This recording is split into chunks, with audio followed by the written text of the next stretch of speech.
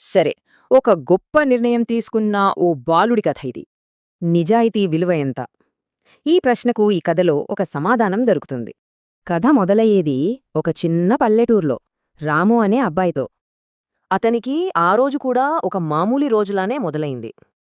అలా నడుస్తుండగా దారిలో తనకి ఒక పాత పర్స్ కనిపించింది. పర్సు తెరిచి చూస్తే లోపల చాలా డబ్బుంది. ఇప్పుడు రాము ఏం చెయ్యాలి? తన ముందు ఒక పెద్ద సవాలు. అతను వెంటనే ఏ నిర్ణయం తీసుకోలేదు. అసలు ఆ డబ్బు ఎవరిదో అని ఆలోచించాడు. ఇది అదృష్టం కాదు, ఎవరో పోగొట్టుకున్నారని గ్రహించాడు. వెంటనే ఒక నిర్ణయానికి వచ్చాడు. యజమానిని వెతికి తిరిగి ఇచ్చెయ్యాలి. ఇక తన అన్వేషణ మొదలుపెట్టాడు. ఊరంతా వెతికాడు, చాలా మందిని అడిగాడు. అతని ప్రయత్నం ఫలించింది.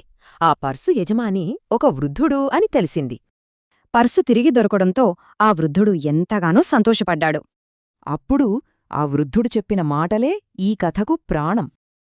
ఆ రోజునుంచి రాము నిజాయితీ కథ ఆ ఊరంతా పాకిపోయింది. రాము అందరికీ ఆదర్శంగా నిలిచాడు. అందరూ గౌరవించటం మొదలుపెట్టారు.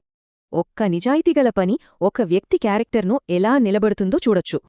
ఒక చిన్న సరైన నిర్ణయం ఎంత పెద్ద ఉదాహరణగా మారుతోందో కదా.